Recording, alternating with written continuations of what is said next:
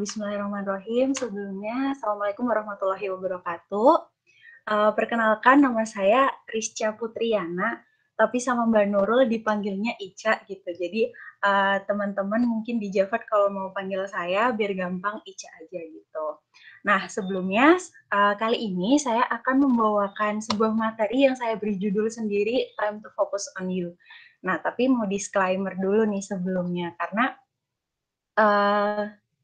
kalau misalkan dibandingkan dengan teman-teman yang di sini yang mungkin pengalaman saya masih sangat sedikit dan saya juga belum lulus kuliahnya, masih skripsian gitu. Terus pengalaman magang di Javan ini adalah pengalaman pertama saya gitu. Jadi pertama kali saya magang nih di Javan ini. Jadi mohon maaf kalau misalkan nih nanti dalam penyampaiannya saya melakukan banyak kesalahan gitu.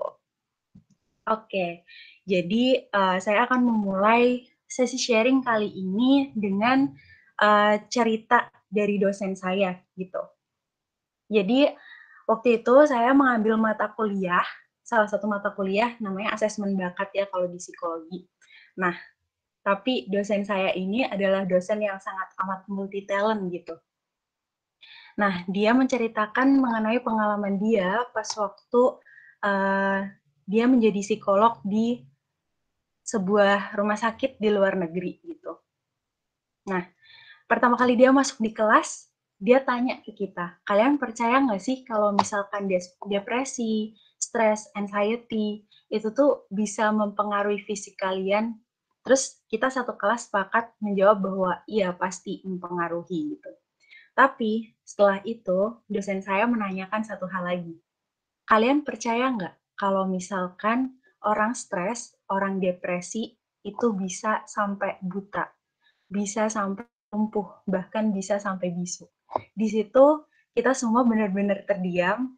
Jujur itu semester 3 saya waktu itu, dan saya baru tahu kalau ternyata dampak dari depresi, dari stres itu bisa seserius itu. Karena saya taunya ya udah paling cuman mual-mual doang atau pusing terus nanti ya udah gitu kan. Tapi ternyata itu bisa berdampak sampai dengan buta, lumpuh, bahkan juga bisa bisu gitu. Nah, waktu dia masuk itu beliau menceritakan mengenai hal itu. Terus akhirnya dia lanjutkan, jadi sempat ada seorang klien yang datang ke dia bersama orang tuanya. Sebenarnya orang tuanya yang mengantarkan gitu, karena orang tuanya bilang kalau misalkan ini anak nggak kenapa-napa, nggak pernah jatuh, nggak pernah ada gen apapun untuk buta, tapi dia buta gitu pas waktu itu. Waktu dicek ke dokter, dokternya juga bingung, dia jawabnya nggak ada saraf yang rusak, nggak ada apapun yang rusak gitu. Terus karena mungkin juga di luar negeri sangat sangat realistis. Mungkin kalau di Indonesia beda cerita, mungkin mereka bakalan dibawa ke dukun atau mungkin kemana gitu ya, buat ditanyain ini diguna-guna kah atau gimana. Tapi karena itu di luar negeri, waktu itu langsung dibawa disuruh ke psikolog gitu. Nah, waktu itu sama dosen saya, itu dia agak lama prosesnya, karena untuk membuka diri pun dia susah gitu. Berbulan-bulan akhirnya kebongkar kenapa sebenarnya dia bisa kayak gitu. Alasannya karena dia stres, karena dia depresi, karena dia tertekan gitu. Jadi ceritanya biar gampang ya bayanginnya, ini namanya Andi, umurnya 28 tahun, pendidikannya S1 Ilmu Komunikasi gitu. Nah, dia itu merupakan salah satu mahasiswa berprestasi di universitasnya, kemudian dia nggak pernah merasakan yang namanya IPK turun gitu, jadi nilainya selalu tinggi, dari kecil dia juga selalu berprestasi gitu. Nah, sampai akhirnya dia lulus nih, terus dia nyari pekerjaan, otomatis langsung dapet dong karena anak pinter gitu, dan dari universitas ternama juga. Tapi ternyata permasalahan dia bukan dicari pekerjaan atau selama dia kuliah gitu, tapi lebih ke cara struggle-nya dia untuk stay di sebuah perusahaan atau tempat dia bekerja gitu. Dia sempat berpindah dari tempat A ke B ke C, saya lupa pokoknya waktu itu dosen saya sempat bilang kalau misalkan dia berpindah itu nggak cuma 3 kali, kalau nggak salah, tapi yang saya ingat 3 kali, jadi yang kita anggap aja 3 gitu ya. Yang pertama dia bilang katanya di perusahaan A itu tuh terlalu strict. Kemudian di tempat B itu terlalu santai dan di tempat C katanya orang-orang tuh nggak menghargai dia. Jadi ketika dia bekerja dia tidak menunjukkan performansi terbaiknya. Dia cuma nyoba nih. Ketika dia udah mulai nggak nyaman, dia langsung keluar, dia resign gitu tanpa resign-nya nggak baik-baik juga gitu. Nah, ternyata sebelumnya dia tuh punya sebuah prinsip bahwa kerja itu harus dengan hati yang senang, harus di tempat yang nyaman biar bisa menunjukkan performansi terbaik. Kalau kita dengar emang nggak terlalu gimana-gimana ya, maksudnya enggak yang salah atau gimana, cuman uh, kalau misalkan itu terlalu dijadikan sebuah apa ya, sebuah prinsip yang saklek, ternyata itu juga bisa jadi suatu hal yang salah loh, gitu. Jadi di sini akhirnya mereka tuh menemukan kesimpulan bahwa nggak bisa kalau misalkan kita mencari suatu tempat yang nyaman dengan orang-orang yang nyaman 100% tanpa kita melakukan suatu hal yang sepadan juga gitu. Jadi apapun yang kita pengen tetap harus ada usahanya gitu. Nah, terus dari konseling antara dosen saya sama si Mas Andi ini, mereka menyimpulkan bahwa semua stimulus itu netral. Yang membuat ia menjadi kenyamanan atau kesengsaraan itu sebenarnya kamu sendiri gitu. Jadi kalau misalkan dilihat nih dari cerita tadi, dia sangat terobsesi untuk mencari tempat yang nyaman untuk dia gitu. Tapi pada kenyataannya nggak ada tempat yang 100% nyaman. Harusnya kita yang meng-create itu, kita yang membangun itu, biar kita benar-benar bisa nyaman seutuhnya di tempat itu. Gitu. Nah, terus ini juga bakalan nyambung dengan apa yang akan saya sampaikan. Oh ya, sebelumnya saya juga mau pengakuan dulu. Yang akan saya sampaikan ini adalah salah satu variabel skripsi saya yang sedang saya garap gitu. Pertama saya pengen coba kita lihat dulu dari kata leadership. Mungkin kalau misalkan mendengar kata ini dan kita search di Google, itu bakalan munculnya how to be a good leader dan lain sebagainya. Lebih ke gimana sih caranya CEO itu punya kepemimpinan, gimana sih caranya manajer itu punya kepemimpinan, gimana sih caranya ketua organisasi punya kepemimpinan, kayak gitu. Dan gimana caranya mereka membangun komunikasi efektif dan lain sebagainya. Pokoknya kebanyakan itu yang membahas tuh mengenai gimana caranya seorang leader itu mempengaruhi karyawannya atau staff-staffnya gitu. Nah, tapi sangat amat sedikit yang membahas mengenai sisi lain dari hal itu gitu. Nah, ada seseorang bernama Lao Tzu, maaf ya ini kalau saya salah nyebutnya, tapi ya pokoknya tulisannya kayak gitu, saya nggak tahu spellingnya kayak gimana, tapi di situ dia bilang, mastering others is strength, mastering yourself is true power.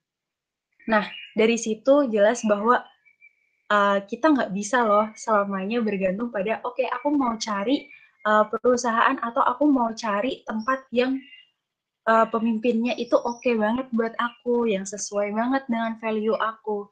Kayak gitu, mungkin kalau value masih bisa ya, tapi kalau misalkan menuntut 100% nyaman di tempat itu kayaknya agak nggak sesuai gitu. Jadi yang terpenting sebenarnya adalah gimana sih caranya kita menjadi pemimpin bagi diri kita sendiri gitu. Nah, itu yang disebut dengan self leadership.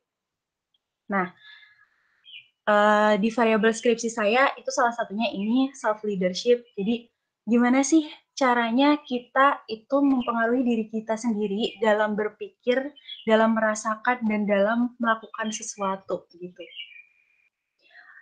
Karena semakin kesini kayaknya masalah dunia tuh makin kompleks aja gitu ya, dan kayak kita nggak bisa dong selamanya berpikir bahwa ya udah kalau misalkan masalah kayak gini mah itu tanggung jawabnya CEO aku atau itu tanggung jawabnya ketua aku kayak gitu. Tapi harus kita juga sendiri yang menyesuaikan diri dan kita juga harus bisa uh, berusaha apa ya kayak berusaha untuk ada di situ sepenuhnya dan berusaha menunjukkan performansi terbaik gitu. Kalau misalkan ternyata nih emang kita udah berusaha dan kita udah mentok nih, tapi ternyata kok nggak nemuin kayaknya sisi nyamannya ini. Nah, itu baru boleh dikoreksi, tapi sangat amat tidak bisa kalau misalkan kita dari awal udah menuntut suatu hal yang nyaman gitu tanpa melakukan apapun. Gitu. Nah, jadinya self leadership itu akan sangat penting untuk kita mempengaruhi diri kita sendiri gitu.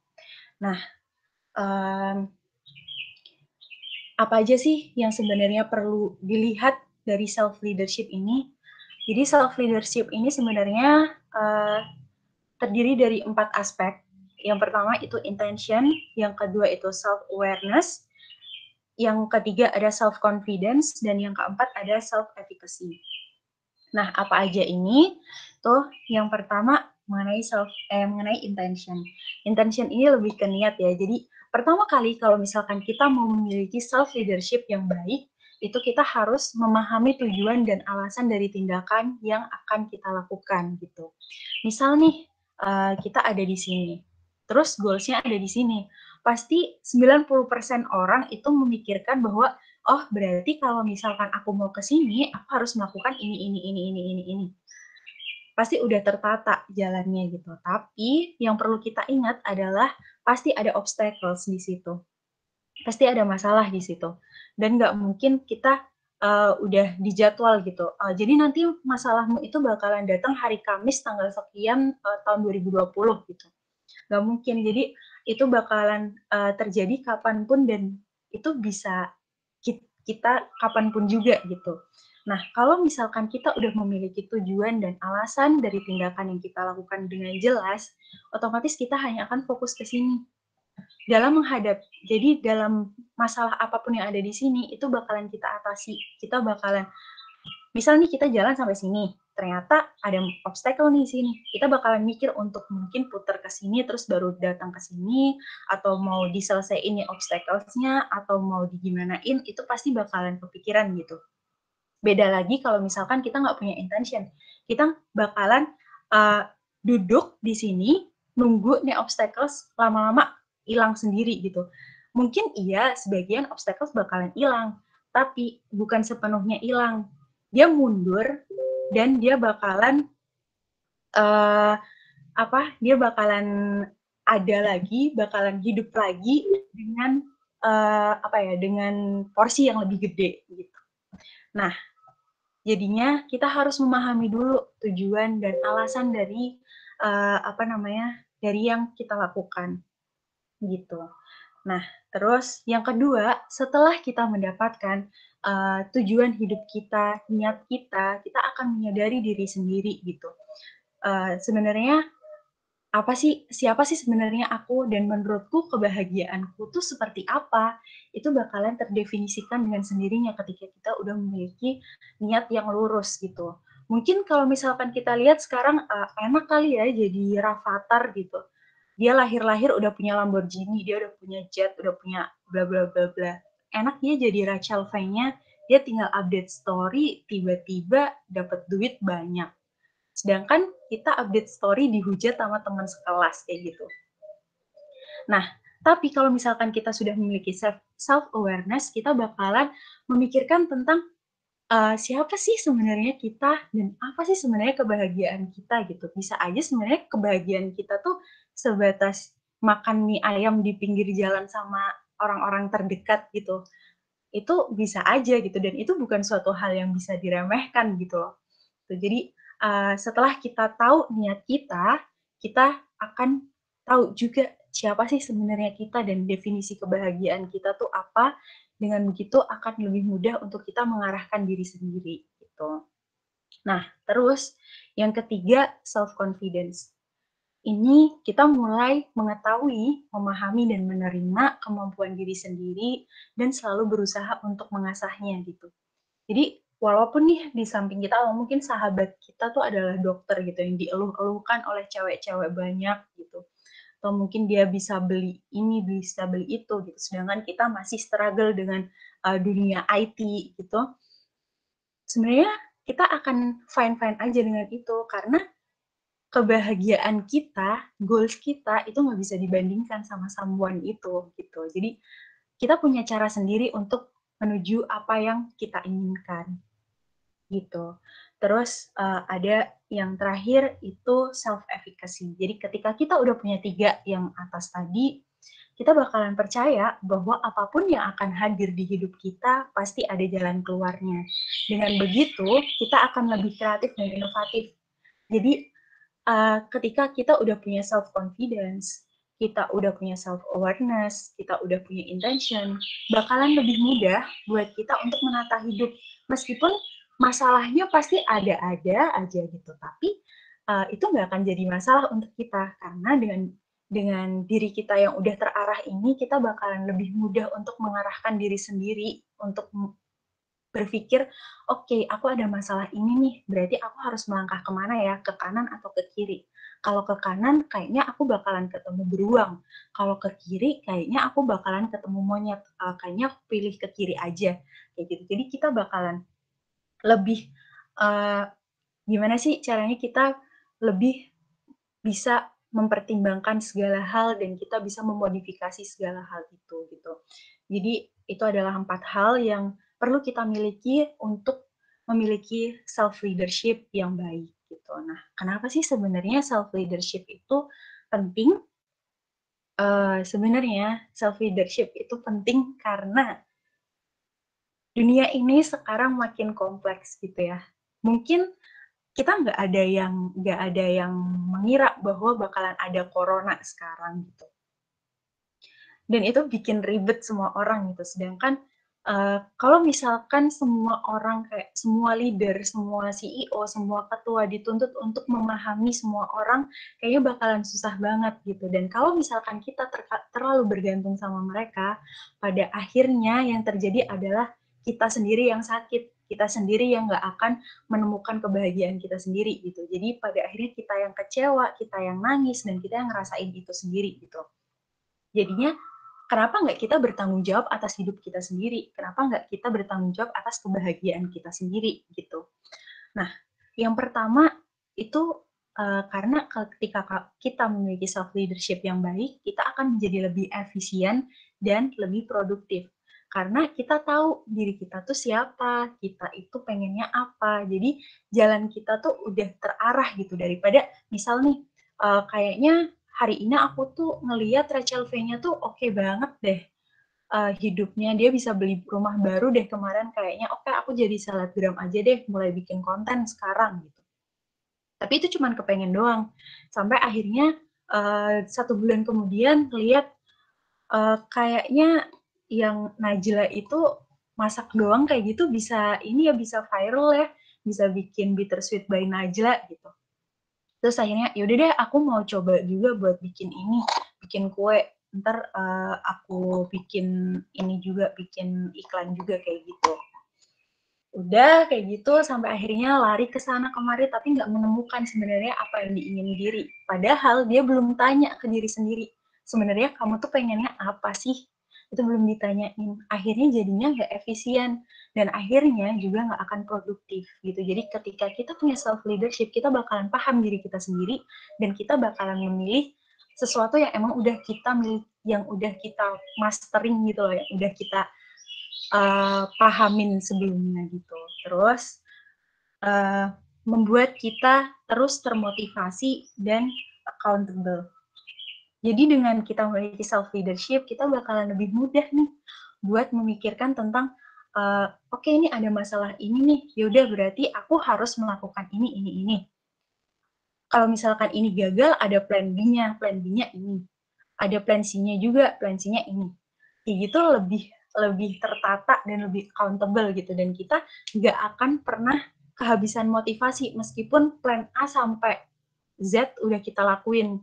Masih ada plan lainnya yaitu plan A pangkat 1 gitu mungkin. Jadi kita akan terus termotivasi karena kita tahu apa yang kita inginkan gitu.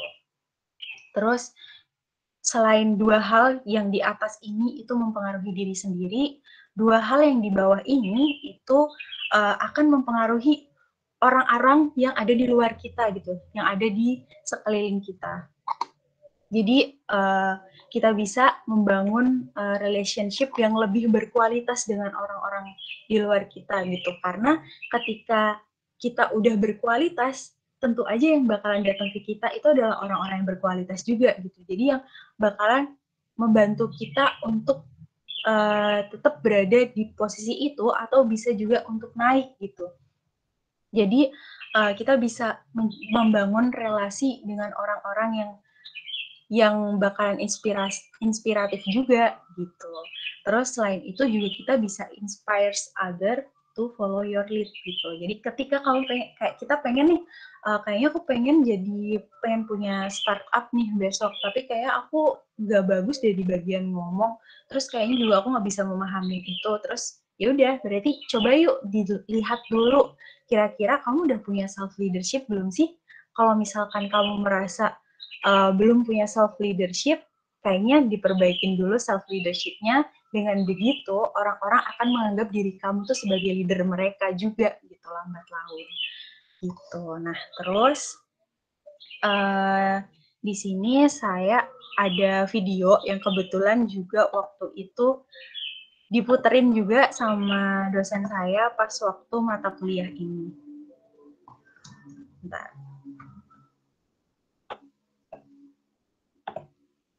Life can throw you some curves.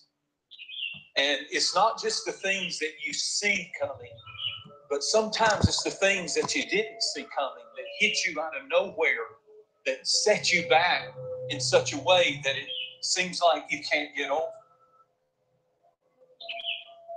And you've reached your limit, and your bandwidth is full. You already said, I can't take another thing, and then out of nowhere, here comes something you didn't see coming, and you're in it. And in your homes, somewhere in your heart, these words are echoing.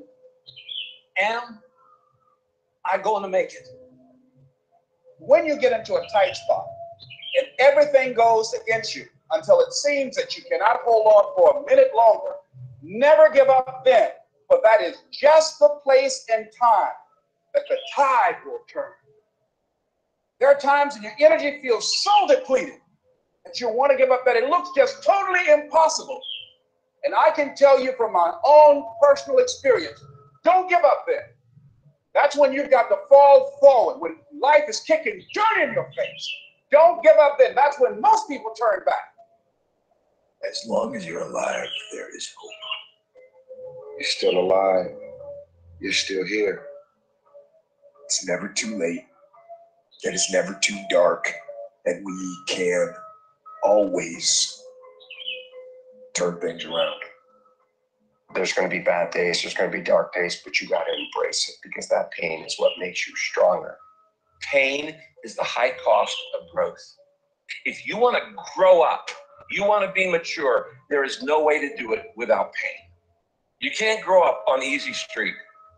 And the very thing that discourages you is the very thing that develops you. No one's coming to save you. No one's coming to save you. The only person that's going to make a drastic change in your life, whether that's physically, mentally, emotionally, spiritually, the only person that is going to dig you out of your hole is who? You. You have to do it for you. You've got to become courageous to stand up within yourself, to face it and step forward. We all get a taste of that victim mentality, the why me? You can become the victim of the situation or the victor of the situation. You need to be the master of your emotions, not let them affect you. You're the dictator. You're the captain of your boat, whether you let things affect you in a negative way or a positive way.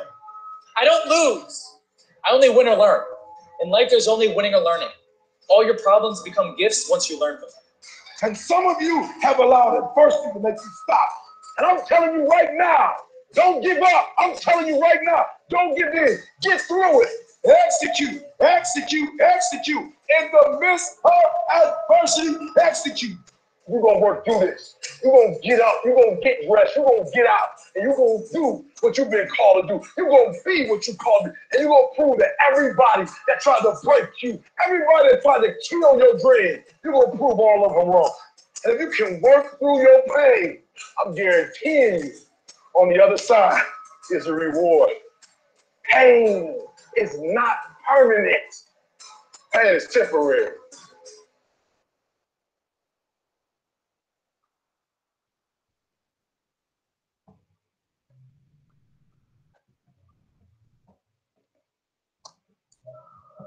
Oke, itu tadi video dari YouTube ya. Mungkin kalau misalkan ini bisa dilihat sendiri ulang gitu. Nah, dari video itu kita waktu itu di kelas bareng-bareng menyimpulkan kalimat dibimbing sama dosen saya itu yaitu ini. Bukan hidup yang akan memudah, tapi kamu yang dituntut untuk semakin kuat. Sampai kapan kamu akan menggantungkan kebahagiaan pada orang lain? Kamu punya tanggung jawab sendiri atas hidup. Jadi, milikilah hidupmu sepenuhnya. Oleh karena itu, hari ini saya memberikan materi tentang time focus on you. Di mana saya mungkin bukan meminta sih, tapi lebih memberikan suggest untuk mulai sekarang, yuk kita fokus sama diri kita sendiri dan kita mencoba untuk berusaha menjadi pemimpin untuk diri kita sendiri juga. Sekian dari saya. Wassalamualaikum warahmatullahi wabarakatuh. Waalaikumsalam warahmatullahi wabarakatuh. Ih, menarik banget nih. Keren, Mas Diki bilang. Terus tadi, siapa nih? Mas Rama. Cool. Pak Wisnu tepuk tangan. Oke, buat teman-teman semua, langsung aja sesi berikutnya adalah sesi tanya jawab. Ada yang mau bertanya dengan materi Mbak Ica hari ini? Oke, kalau misalkan mau tanya, mungkin nanti kalau nggak bisa jawab, saya keep dulu ya buat mungkin diskusi sama yang lainnya. Oke, materi aku share ya Mas Diki ya. Mbak Nurul itu belum aku perbaikin yang aku kirim ke Mbak Nurul. Oh, oke. Berarti Ica aja nanti yang nge-share. Oke, teman-teman yang lain mungkin? Atau ada yang mau sharing? Ada yang mau dikonfirmasi sama Mbak Ica? Enggak. Halo, tanya. Oh ya, silakan Pak Atep. Halo Mbak Ica, materinya sangat bagus ya. Mau tanya tentang self leadership-nya. Nah, bagaimana untuk, kan tadi penting banget ya, important, untuk bagaimana kita harus mempunyai self leadership-nya. Nah, bagaimana kita memupuk, dan mungkin juga kita belum tahu nih self leadership kita itu atau apa yang kita inginkan itu apa gitu. Nah, itu bagaimana ya? Mungkin bisa mewakili teman-teman. Oke. Itu aja sih, Mbak. Makasih. Terima kasih, Kang Atep. Oke, jadi pas waktu itu, jujur di kelas, kan harusnya itu kelasnya tuh namanya asesmen bakat ya. Jadi kita tuh sebenarnya harusnya nyobain alat tes gitu. Tapi sama dosen saya waktu itu dipaksa untuk memahami hal itu gitu. Nah, langsung nih praktek waktu itu kebetulan. Jadi kita disuruh ambil kertas HVS, terus dilipat jadi 3 bagian gitu. Kertas HVS-nya itu jadi kayak ada 1, 2, 3 gitu. Nah, di bagian kiri, paling kiri, kolom 1, tengah 2, paling kanan itu 3 gitu ya. Nah, yang di kolom pertama waktu itu kita disuruh nulis tentang apa yang pengen kamu capai setelah 1 minggu ini. Jadi kan waktu itu tuh hari Rabu. Nah, jadi apa sih yang pengen kamu capai di hari Senin gitu. Ketika hari Senin nanti dimulai, kamu udah harus mencapai apa. Nah, terus habis itu di bagian tengah, itu waktu itu disuruh nulis kira-kira apa yang perlu kamu lakuin untuk mencapai yang ada di nomor 1 itu. Terus di yang paling kanan, itu kita suruh nulis juga tentang tentang kapan sih itu bakalan terlaksana gitu. Misalkan nih kita ada 5 keinginan waktu itu untuk dicapai sebelum hari Senin gitu. Nah, terus abis itu kita nulis, misal nih aku waktu itu nulis pengen nyoba ngisi acara gitu waktu itu, pengen nyoba ngisi motivasi acara gitu, karena kebetulan waktu itu sempat ada ini juga, ada acara juga gitu di salah satu komunitas. Terus aku bilangnya pengen mengisi sebuah acara itu dengan motivasi tentang ini dengan baik gitu, karena hari Selasanya kebetulan itu adalah hari H saya mengisi acara itu gitu. Nah, terus di kolom kedua saya nulis, saya harus menyiapkan materi, saya harus latihan minimal sehari sekian jam, saya harus harus coba browsing-browsing lagi jurnal-jurnal yang membahas tentang hal ini. Terus di kolom terakhir saya menuliskan target hari Minggu saya udah latihan sekian kali kayak gitu. Nah, itu adalah salah satu cara gimana sih caranya kita tahu tentang apa yang kita inginkan, karena kadang juga kita bingung kan untuk ditanyain kira-kira emang kamu besok 10 tahun ke depan kamu bakalan jadi apa. Itu agak susah ya buat dibayangin, tapi ya itu kita harus belajar dari yang kecil-kecil dulu gitu. Jadi mulai dari 1 minggu, nanti naik lagi 1 bulan, terus nanti 1 tahun kayak gitu. Itu sih kalau yang diajarin sama dosen saya waktu itu gitu. Kang Atep, apakah menjawab? Menjawab. Bagus jawabannya. Keren. Makasih ya. Ya, sama-sama. Oke, terima kasih Pak Atep. Selanjutnya ada yang mau sharing? Tanya? Konfirmasi? Curhat? Ada? Atau masih menjadi pendengar yang baik? Buat rekan-rekan yang baru juga boleh loh. Teman-teman magang, sama magang.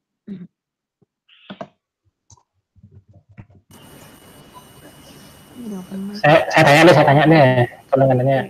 Silakan Pak. Tadi dong, mungkin bisa di explore lagi ya. Benar kok, semua pertumbuhan tuh harus ada pain-nya gitu.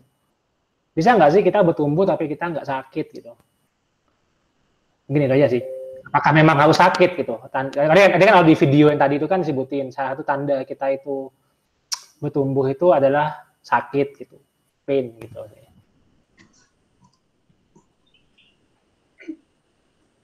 Oke. Halo, udah masuk ya Mbak suaraku? Sudah. Halo. Oke. Takut salah Pak jawabnya gimana dong? Sebenarnya kalau misalkan kalau misalkan ditanya tentang apakah seluruh pertumbuhan itu harus merasakan rasa sakit gitu, sebenarnya bukan sakit sih Pak kalau menurut saya ya. Tapi lebih ke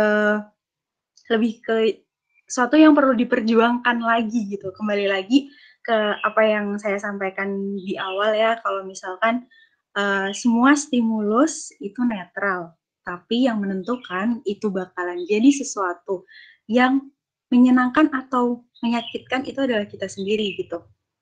Nah, mungkin sebagian orang itu menganggap bahwa enggak kok, saya enggak merasa kalau misalkan selama saya bertumbuh ini saya merasakan kesakitan yang sangat amat dalam, karena saya merasa ya udah bisa-bisa aja ke-handle gitu.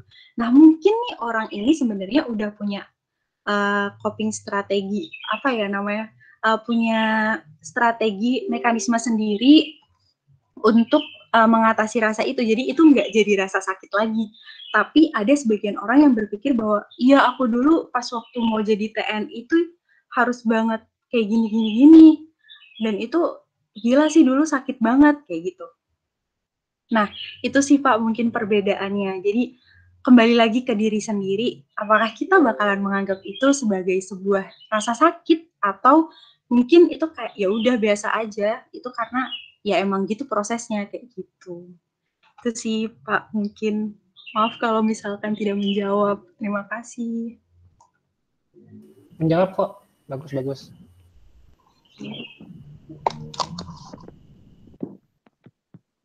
Oke. Pak Atep udah, Pak Wisnu udah. Teman-teman yang lain? Ya. Teman-teman yang baru?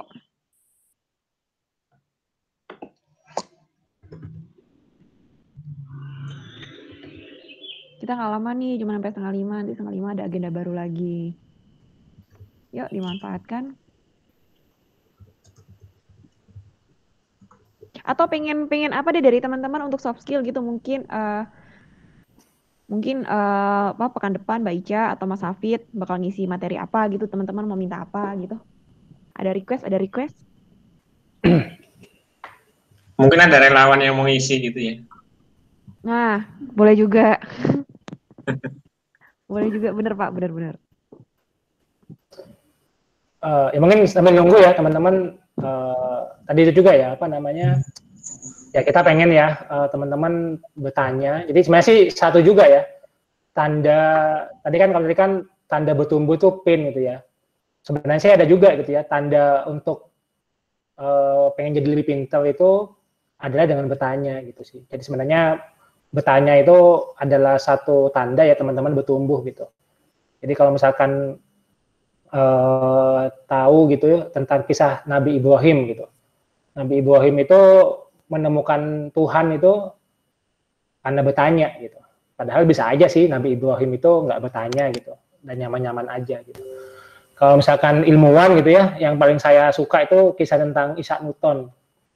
Itu tuh dia kejatuhan apel gitu ya, kemudian dia justru mempertanyakan gitu, kenapa apel itu jatuh gitu. Padahal bisa aja sih dia sesederhana mengumpat dan kesakitan gitu ya, that's it gitu. Tapi dia malah mempertanyakan kenapa kok apel jatuh ke bawah, dan itu mengubah banyak sekali kehidupan manusia ya.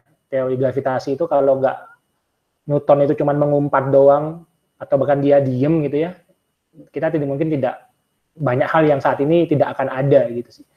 Tapi karena dia bertanya, itu mengubah kisah hidup manusia. Dan ini mungkin juga saya mengencourage gitu ya teman-teman, tadi itu sih, bertanya itu salah satu tanda rekan-rekan ingin tahu gitu, rekan-rekan ingin maju. Jadi kalau misalkan tidak menemukan pertanyaan, ya mungkin teman-teman kurang encourage-nya untuk ingin tahu gitu. Topiknya menarik sekali, ada banyak uang lah untuk ditanyakan, ya mungkin sayang sekali gitu ya kalau misalkan tidak dimanfaatkan. Biasanya sih ditembak nih. Saya kalau ke yang anak magang di Jogja gitu, kayak Dendi, Fajar, itu pernah tuh, ya wajib tanya gitu sih. Ayo, diwajibin tanya nih, siapa yang mau tanya? Yang pengen bertumbuh nih, bertanya adalah tanda Anda ingin bertumbuh.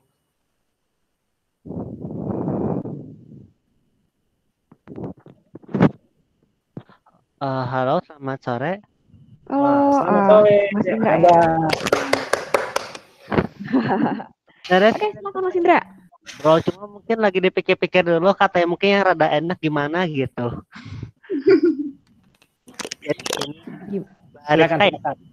Oke, ini saya ingin menanyakan, mungkin nggak tahu ya apa ada kaitan dengan self atau apa, mungkin Indonesia mengatur diri sendiri atau gimana. Mungkin saya ingin menanyakan, mungkin sebenarnya ada satu kasus di mana saya sebenarnya dalam hati itu ingin berbicara sesuatu, cuma kalau pas mau membicarakannya saya nggak tahu mau ngomong apa. Kira-kira itu gimana ya untuk solusinya? Seperti itu sih. Oke, makasih ya. Sebelum dijawab ya Ica ya, aku mau applause ya Indra. Ini inget-inget ya kata-kataku ya. Tadi kamu bisa diem ya, dan kamu tidak pernah mendapatkan jawabannya. Tapi aku yakin ya, habis ini kamu akan mendapatkan jawaban yang bagus banget dari Ica, dan ini akan mengubah hidupmu ke depan gitu sih. Jadi bayangkan pertanyaan ini akan sama kayak pertanyaannya Nabi Ibrahim ya, menemukan Tuhan, sama dengan pertanyaannya siapa? Isaac Newton, menanyakan kenapa apel jatuh ke bawah dan dia menemukan teori gravitasi. Dan habis ini kamu akan menemukan jawaban gitu ya, dan kedepannya kamu akan berani untuk lebih banyak berkomunikasi dengan orang lain gitu sih. Hebat. Silakan Kak, jawab Kak. Agak serem ya. Oke, sebelumnya saya juga pengen makasih buat Mas Indra untuk bertanya gitu. Karena saya juga ingin mengucapkan selamat buat Mas Indra karena udah berani bertanya, berarti Mas Indra sekarang udah maju satu langkah. Dan apa yang harus Mas Indra lakukan menurut saya adalah melakukan hal ini lagi dan lagi untuk seterusnya. Jadi ketika ada kesempatan untuk berbicara, lakukan saja gitu. Jadi ayo coba terus walaupun di awal tuh nggak akan benar-benar oke gitu, nggak akan benar-benar langsung jadi pembicara yang baik gitu, nggak, tapi ya kita harus tetap berusaha dong, nggak bisa kita memikirkan hal itu terus-menerus tapi tanpa usaha gitu. Nah, oh iya Mas, sama ini sebenarnya. Jadi tadi aku agak kepotong di bagian cerita yang klien yang atasi sama dosen aku itu, kenapa dia sampai buta, itu karena dia berpikir bahwa, oh ya udah kayaknya aku emang cuman bisa sampai segini dan kayaknya orang-orang di sekitar aku nggak bisa menerima aku gitu. Bahkan dia nggak percaya lagi sama orang tuanya dan lain sebagainya, sampai akhirnya dia tuh mengurung diri selama dari umur 25 sampai 28, 3 tahun di kamarnya sendiri, di rumahnya sendiri, dia nggak keluar sama sekali, nggak mencoba untuk menunjukkan apapun gitu, dan dia cuma berpikir gimana caranya, tanpa melakukan apapun, tanpa melakukan sebuah action gitu. Akhirnya dia stres sendiri, terus dia berpikir bahwa kayaknya bakalan lebih baik untuk saya untuk tidak melihat dunia gitu. Terus itu terus menerus, akhirnya itu tadi dia jadi buta gitu. Nah, kalau misalkan Mas tanya tentang apa sih yang harusnya dilakuin, yang dilakuin adalah yang Mas Indra lakukan saat ini, yaitu bertanya gitu, dan lakukan itu berulang kali ketika memang ada kesempatan. Dan kesempatan itu kadang juga kita sendiri yang buat gitu. Ya sih Mas dari saya. Mungkin Pak Wisnu mau menambahkan. Ya udah sih, benar ya. Jadi kemarin tuh kalau dulu saya ada materi ini ya, mungkin nanti bisa diulang lagi ya tentang triangle of success ya. Jadi itu ada knowledge, ada skill, sama ada attitude gitu. Nah itu gampang sih. Kalau saya menyederhanakan itu ya, ada tidak tahu. Nah jadi untuk sukses tuh butuh tahu, mampu, dan mau. Butuh 3 hal itu. Tahu, mampu, mau.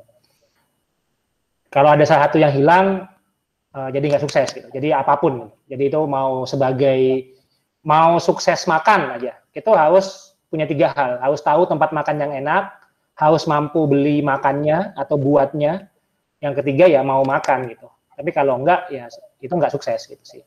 Nah itu gampang ya. Kalau misalkan penyataannya adalah saya tidak tahu, maka gampang. Berarti harus cari tahu. Cari tahu berarti baca atau tadi nih kayak gini, menghadiri seminar, workshop, belajar gitu sih. Kalau penyataannya tidak mampu, itu jawabannya gampang, pasti harus berlatih gitu sih. Jadi tadi ya betul, kalau misalkan tidak mampu bertanya, maka satu-satunya cara untuk jadi mampu bertanya atau mampu berbicara, ya berlatih. Berlatih itu mengulang-ulang gitu. Jadi ya udah, tadi kalau tidak mampu bertanya, maka perbanyaklah untuk bertanya gitu. Tidak mampu berbicara, banyaklah berbicara. Tidak mampu mengerjakan project gitu ya, misalkan tidak mampu ngoding gitu, maka berlatihlah ngoding. Ya tahu, mampu, mau. Nah kalau mau, nah ini tentang attitude ya. Jadi kalau misalkan tidak mau, jadi biasanya. Jadi kan tadi ya, mungkin bisa tahu bahwa bertanya itu penting. Sebenarnya sudah mampu untuk bertanya, punyalah banyak pertanyaan sebenarnya. Jadi sudah mampu sebenarnya. Tapi yang seringnya itu tidak mau bertanya gitu, malu, takut, apalagi ya, malu, takut. Biasanya sih 2 itu ya, malu atau takut gitu. Nah, mau sama takut ini, nah ini kematerinya Ica sih, self leadership ya. Ya itu nggak bisa sih, itu harus dilawan sendiri gitu. Kenapa kok malu, kenapa kok takut gitu sih. Mungkin ini tambahannya dari aku ya.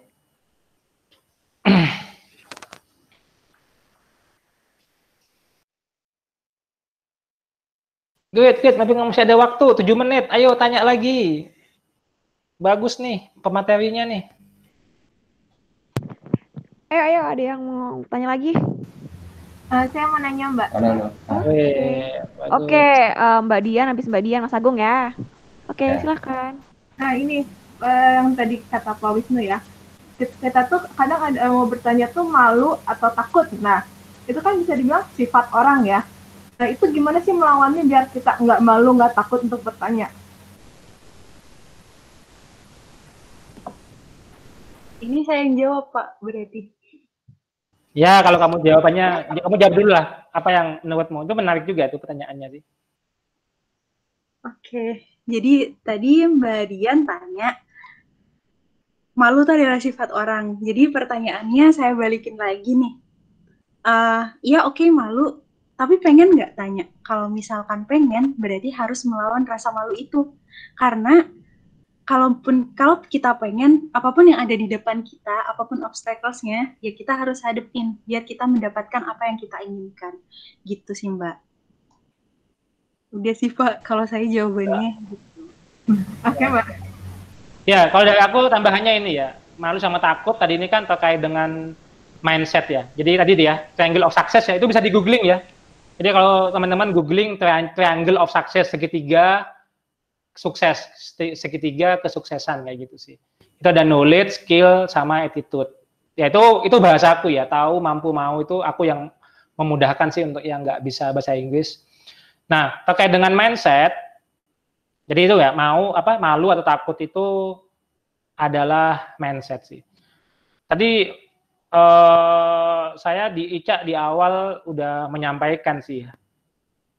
Nah, mindset itu ke diri kita sendiri sih. Mungkin yang perlu ditanyakan tadi itu sih, seberapa keinginan kita sih sebenarnya.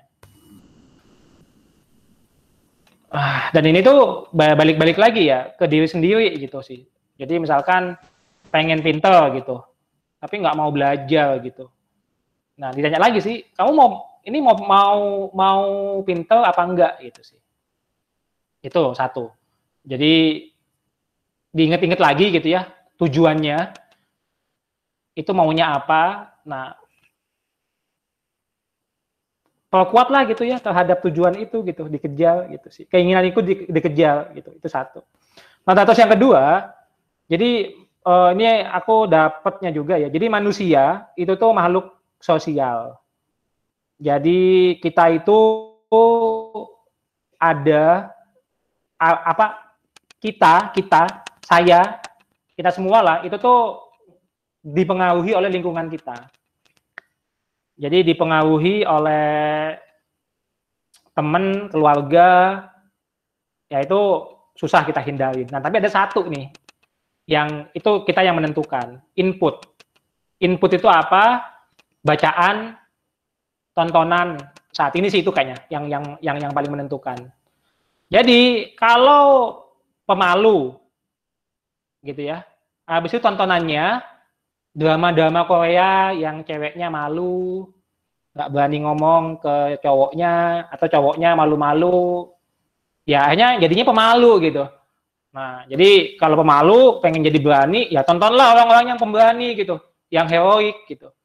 Jadi misalkan penakut gitu ya, kemudian nontonnya itu adalah orang yang tertindas kayak gitu, orang yang selalu lemah, ya akan jadi lemah gitu. Tapi kalau misalkan nontonnya itu tentang pahlawan gitu ya, tentang kepahlawanan, tentang superhero, bagaimana dia mau berkorban untuk orang lain gitu ya, itu akan juga menjadi pahlawan juga. Jadi ingat ada hadis gitu, ya berteman dengan pandai besi, ya kita bawa besi gitu. Bergaul dengan tukang minyak gitu ya, kita juga akan wangi juga. Jadi kalau keluarga kita nggak bisa memilih. Jadi keluarga itu menentukan. Keluarganya pemalu ya bakatnya sih pemalu lah.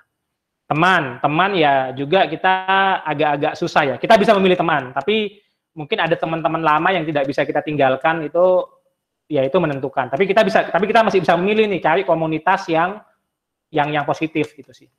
Nah, yang paling gampang yang perlu ya ini saya titip ya ke teman-teman untuk menjaga dan memperbanyak gitu. Jadi menjaga itu satu, yang kedua memperbanyak input tentang inputannya, bacaannya sama videonya. Tadi video dari Ica bagus banget, tapi kalian juga bisa juga gitu, videonya tentang yang unyu-unyu, yang nggak bermanfaat, itu juga bisa gitu. Dan itu sangat menentukan. Gitu sih jawabanku. Jadi tontonlah dan bacalah, itu yang paling gampang sih untuk mengubah mindset. Gitu dia. Oke, siap Pak. Makasih. Agung. Oke, next Mas Agung, silakan. Mau tanya, kan dalam beberapa hal hidup ini kan, entah itu di perusahaan pekerjaan, berorganisasi, ataupun kegiatan lainnya, kita perlu mengenal hal yang disebut dengan kesalahpahaman. Nah, yang jadi pertanyaan saya adalah, apakah kesalahpahaman ini dibutuhkan untuk membuat suatu urusan berjalan dengan indah? Dan apakah kesalahpahaman itu selalu otomatis ada sebagai pemicu seseorang untuk bertumbuh kembang dari segi pemikiran, tindakan, dan lisan? Terima kasih, itu dari saya. Oke, makasih Mas Agung. Mbak Ica, silakan. Oke. Mungkin kalau dari saya sendiri ya Mas, kesalahpahaman itu pasti ada gitu. Dimanapun itu, meskipun hanya sekedar mungkin waktu SMA di OSIS, atau mungkin bahkan di keluarga juga pasti ada ya yang namanya kesalahpahaman gitu. Nah, kalau dari saya sendiri, kesalahpahaman itu tuh perlu diluruskan gitu. Jadi kadang kesalahpahaman itu ada untuk membuat kita men-challenge diri kita sendiri untuk berani nggak sih nunjukin kalau misalkan there is something wrong gitu loh di sini. Ada yang nggak benar gitu di sini. Dan sebenarnya kalau misalkan kita meluruskan kesalahpahaman, itu kita dapat beberapa poin gitu. Yang pertama, kita bisa menjadi memiliki kemampuan untuk berani mengatakan yang sebenarnya. Terus sama yang kedua, kita jadi orang yang komunikatif juga gitu, karena mau nggak mau untuk meluruskan sebuah kesalahpahaman, kita kan harus berkomunikasi gitu, dan kita juga harus punya keberanian gitu, dan juga kita juga punya kontrol emosi gitu. Jadi menurut saya kesalahpahaman itu pasti ada, dan jelas itu bakalan menjadi penghambat, tapi itu tetap bisa diselesaikan gitu. Dan ketika kita berhasil menyelesaikan itu, at least kita dapat 3 hal yang saya sampaikan tadi sih. Yang pertama, kita bisa berkomunikasi. Yang kedua, kita punya keberanian. Dan yang ketiga, kita bisa mengontrol emosi kita gitu. Jadi kadang kan ada ya orang yang ada emosi nih, mereka ada kesalahpahaman nih, terus langsung emosi, marah-marah adanya. Kayak gitu kan. Ada yang mereka membicarakannya dengan kepala dingin. Nah, menurut saya itu sih sangat amat kesalahpahaman itu mungkin sangat menyusahkan, tapi iya itu adalah komponen dari perkembangan gitu menurut saya. Kalau misalkan emang ada itu dan kita berhasil menyelesaikan, ya berarti kita berhasil untuk tumbuh juga gitu sih Mas. Kalau dari saya, apakah menjawab Mas Agung? Iya, sudah cukup menjawab.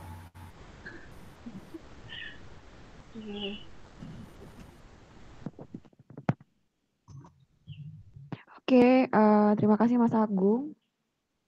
Cukup dari teman-teman semua? Ada lagi? Oke deh, Mbak Ica, closing statement dong Mbak Ica, terkait materi Mbak Ica hari ini. Closing statement-nya yang tadi, Mbak. Aku iniin ulang ya, yang ini. Slide terakhir ya. Aku presenting nggak sih ini? Belum. Ada di slide Di present lagi.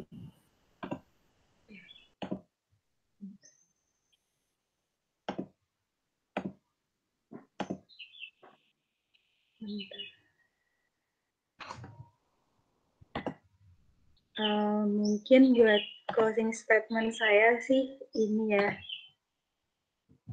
Ini sebenarnya bukan closing statement saya, tapi lebih ke closing statement saya bersama teman-teman kelas saya dan dosen saya waktu itu. Ini bukan hidup yang akan mudah, tapi kamu yang dituntut untuk semakin kuat. Sampai kapan kamu akan menggantungkan kebahagiaan pada orang lain? Kamu punya tanggung jawab sendiri atas hidup, jadi milikilah hidupmu sepenuhnya. Itu sih, Mbak.